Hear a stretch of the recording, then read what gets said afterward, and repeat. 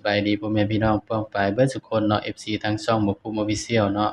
มื้อนี้บ่ภูมิก็สิมาตามแนวทางหวยลาวสไตล์พี่น้องเนาะของงวดวันที่21เนาะก็ถือว่าปังเนาะพี่น้องเนาะก็เข้าที่13ล่างตรงๆเนาะแต่ว่าบ่ภูมิบ่ได้เอากระดาษนั้นมาเนาะบ่ภูมิก็จำได้เนาะพี่น้องเนาะเพราะว่ายังให้เด่น012เนาะพี่น้องเนาะก็มาที่1เนาะออกที่13ก็ถือว่าปังเนาะพี่น้องเนาะก็ไปตามกันต่อเลยครับสำหรับงวดวันที่22เนาะพี่น้องบัดนี้สิเขียนน้อยเนี่ยวันที่22พฤษภาคม68เด้อครับเด้อสำหรับเวลาสตาร์เฮาเนาะพี่น้องเนาะ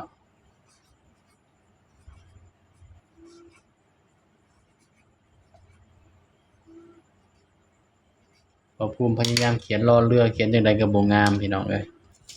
ไม่ว่าเลยเนาะพอภูมิเขียนจังไดก็บ่งามพี่น้องรอเรือนี่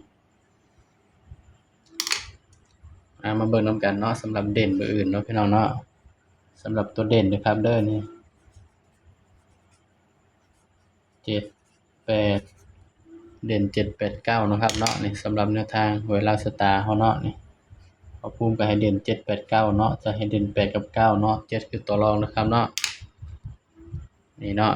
ก็มาจับคู่นำกันเลยครับบัดนี้สำหรับแนวทางลาวสตาร์เนาะสำหรับสูตรนี้เนาะพี่น้องเนาะก็เข้ามา3งวดแล้วเนาะพี่น้องเนาะปัง2งวด3งวดแล้วเนาะพี่น้องเนาะสำหรับสูตรนี้เนาะพี่น้อง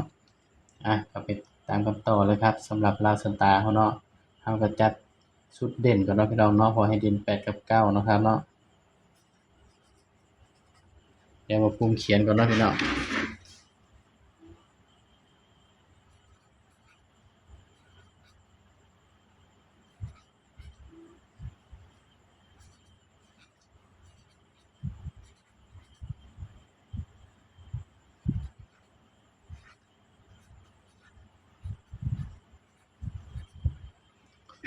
พอภูมิก็เขียนให้เป็นที่เรียบร้อยเนาะพี่น้องมันจัง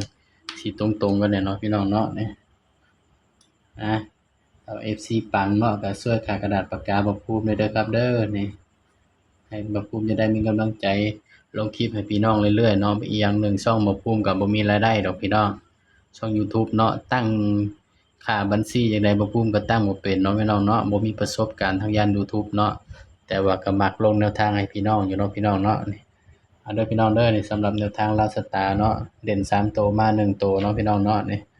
สำหรับมื้อนี้ก็เด่น3ตัวมาทั้ง2ตัวเนาะพี่น้องเพราะว่ายังให้เด่น0 1 2เนาะก็เข้าที่0กับ1เนาะพี่น้องเนาะก็ถือว่าปังเนาะถ้า FC เฮาเนาะสายรูดสายวิ่งก็คงสิได้ทั้งบนทั้งล่างเนาะพี่น้อง